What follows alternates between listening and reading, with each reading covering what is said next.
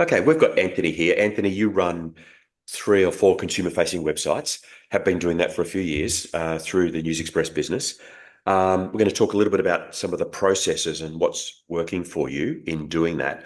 It's fair to say that what we're going to talk about today is where you're at based on several years of evolution of this work. Correct. Yeah. And we're always looking at how we can improve. And the other thing is the way the websites are managed, it's very labor lean. We don't have um, an overload of people doing stuff. We're trying to be very efficient and cost effective. Correct. Yeah. Okay. All right. So let's give people a flavor of what it looks like. So here is, we're just looking at part of the stock range here from the Ornaments website. This is just one of the websites that we're talking about. So that provides context with how the stock is laid out.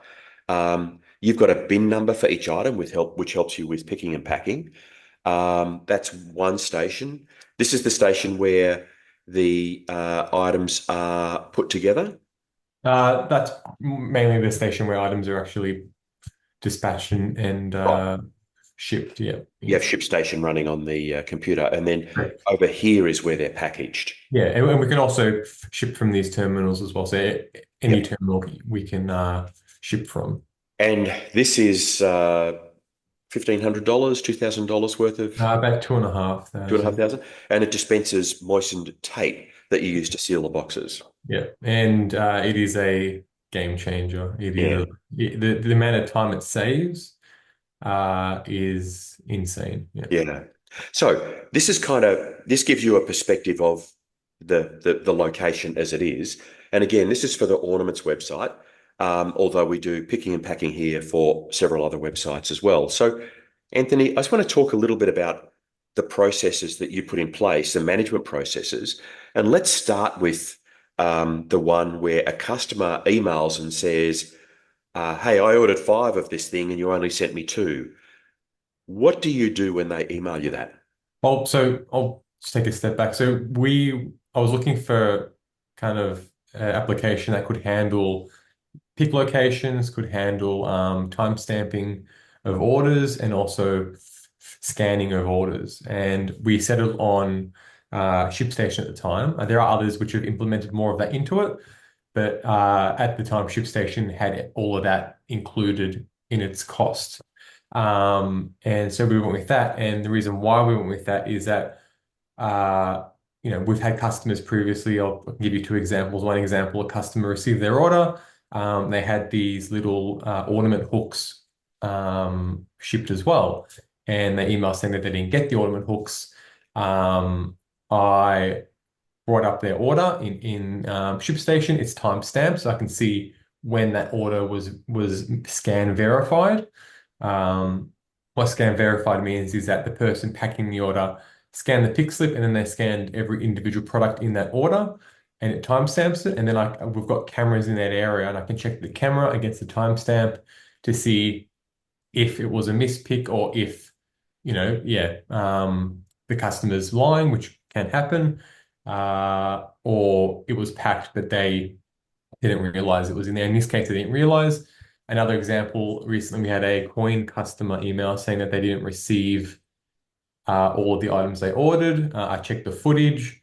It showed everything being packed in that order. And I followed that order from being packed to being shipped, and it was the same box in that process. So, with that, we've got the data and we've got the our accountability on us that it was done correctly. So let's unpack, and excuse the pun, but let's unpack that a little bit. Um, Customer says, I ordered five, you didn't get me five. Yeah. So you are able to then go and look at the order, and then Mhm. through the log that you've got from ShipStation, you can see when that order was picked and packed. Correct. Yeah. And And look, so that video shows you the number of items that are being scanned in, yep. put into the pack is sealed, and then sent off. So Correct. with Yeah. certainty, you know whether there are five items in the pack or not. Correct. Yeah. Because we're not just relying on the scan data. We're actually, physically viewing the order getting packed as well. So Um, you've got to make sure, obviously, that the date and time on the computer that's recording the DVR, that's recording the video footage, matches the the real lines, yeah, as best as time, yeah. because And you'll look, go and search for the time, won't you? yeah, yeah, and look, if if you're not using a fulfillment software, an easy way to do it is, on your pick slip, write the time it was packed. Yep.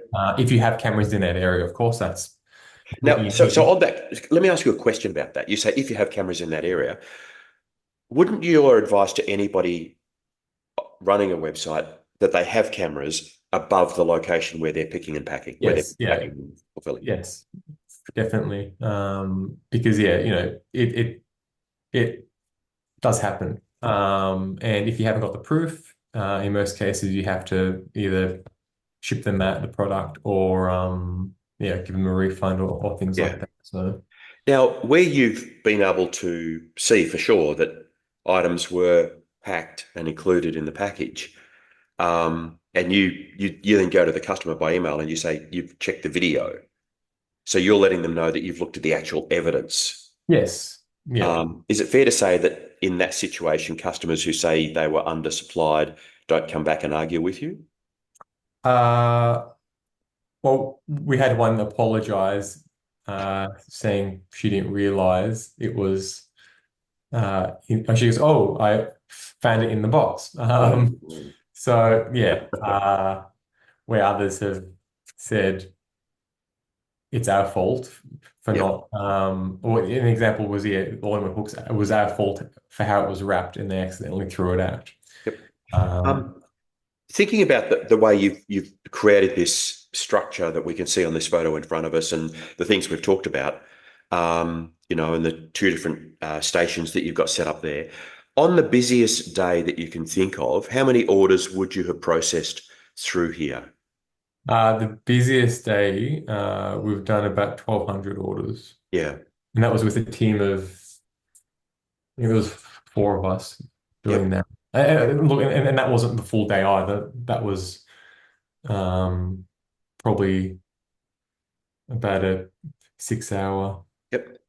window. So Now, the other thing is just it's worth noting that on the table on the left-hand side, you've got various post packs. You've got some boxes as well, and you have those set up based on easy access for grabbing and yeah, so below we've got different size boxes. Above we've got different size boxes as well. It just means people aren't moving around as much. They can easily just grab a box yep, from a position, and we use tissue paper as well. Sometimes we use bubble wrap, yep. but majority is tissue paper. So going back and thinking about the processes you've got in place, um, you've got Shopify itself, which is linked to retailer, and then you've got ShipStation for your shipping. And using ShipStation, it's recommending who to ship it through. ShipStation doesn't do that. Starship it is better at that, in terms of giving you like the cheapest option up front or Yep. in a bulk shipment doing that. Um, ShipStation will just show you, uh, yeah, in terms of a list, Okay. and then you can choose. But you can set parameters in terms of if it's this, use this. If it's that, use that. So there is customization and automation that you can expand into. And most of your shipping is done through Australia Post. Majority, yeah, yeah. One of the benefits we like about ShipStation is that they have carrier rates through Couriers Please, Sendle, and things like that. So in most cases, they are quite cheap and better than Australia Post, even our Australia Post contracted rates, because we've got a e-parcel account and we also use My Post Business. You know, there is no one kind of Mm. option in terms of freight. Even our Australia Post account manager says, yeah, most people will use two or three, Mhm. just because of what they're shipping, where they're shipping, when. It can all vary with Australia Post as well. During Christmas time, they do apply surcharges and things like that. So let's just go back because you said this thing was a game changer.